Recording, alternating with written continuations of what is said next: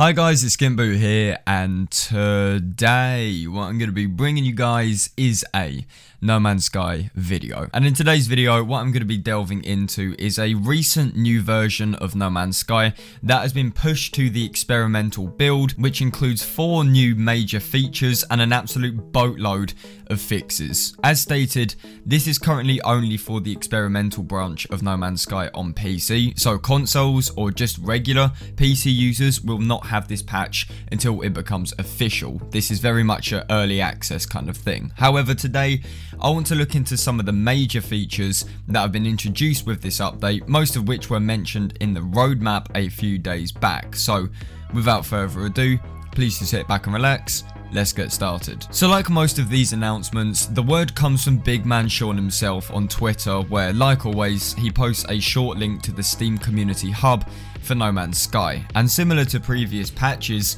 this is simply titled Next Experimental Branch 12/9, so 12th of September, and opens with a paragraph stating the importance of backing up saves and how some things are still not perfect, blah blah blah. So the list of fixes and tweaks in this patch are way too intense for me to read out one by one. Like most times I've done this, there are just way too many precise niche fixes that would bloat this video up to about 20 minutes long. So instead, as I'm sure you can guess, I'll only be touching on the meaty changes that apply to the most amount of people. A link to the original post will be in the description of the video, so please do feel free to check that out for a complete comprehensive guide. Right, so first up we have a feature which was shown to us in the roadmap a few days back, and that's having the ability to change the size of our character. So in the appearance modifier in space stations, there is now a new subsection called body shape that allows 5 picks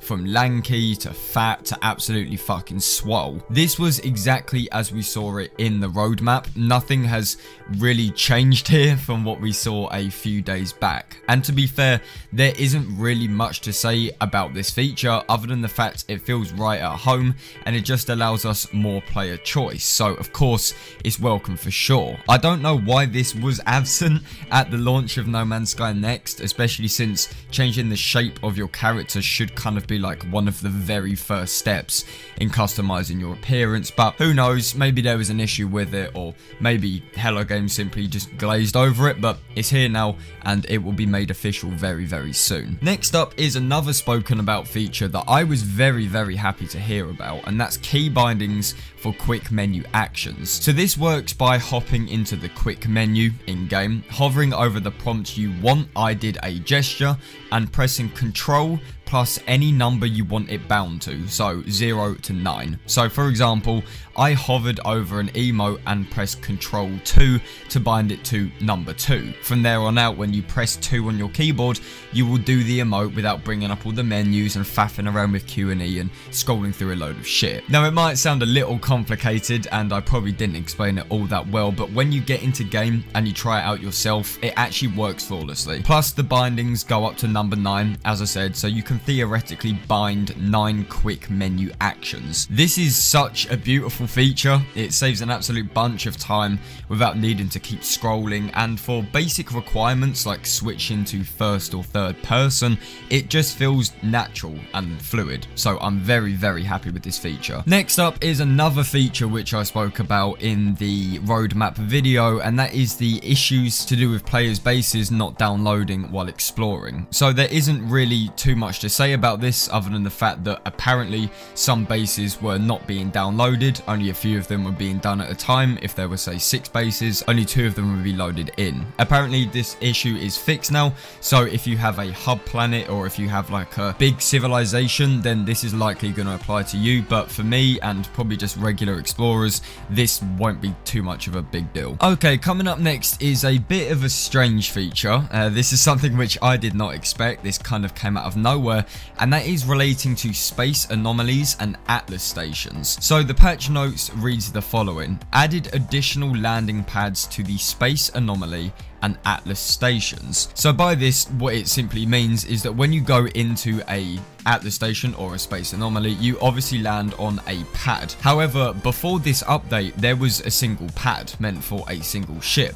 But then the issue arose with, hang on a sec, what if you were playing with 3 other people in co-op? How would you all land on the same pad? Well, Hello Games have obviously thought this through, and they have added an additional 3 landing pads to these buildings. So if you're playing a co-op game with 4 friends, then all 4 of you can land in the space station. I suppose this makes things like doing community events or doing the main story, the Atlas story, a lot easier. It means you can actually, you know, physically do it together. I have no clue how this worked before there were 4 pads. Did everyone just merge into one? Could you not land?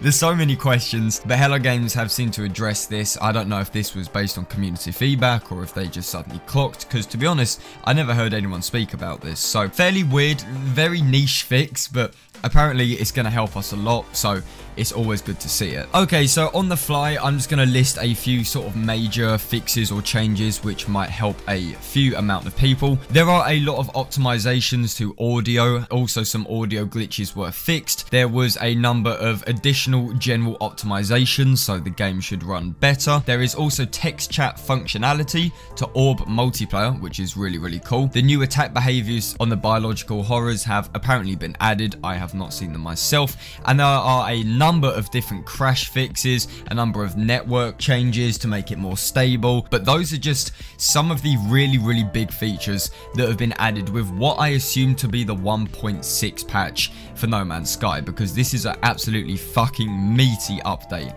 and this deserves a 1.6 name for sure. But guys, as I said, please do check out the original post, because there are a lot of fixes which I did not even touch on. But thank you very much for taking the time out of your day to watch this video. If you guys enjoyed it, then please do feel free to leave a like on it, and if you guys could also subscribe to MZK, then that'd be absolutely fantastic. And as always, I will see you guys on my next video. This is SkintBoot, signing out.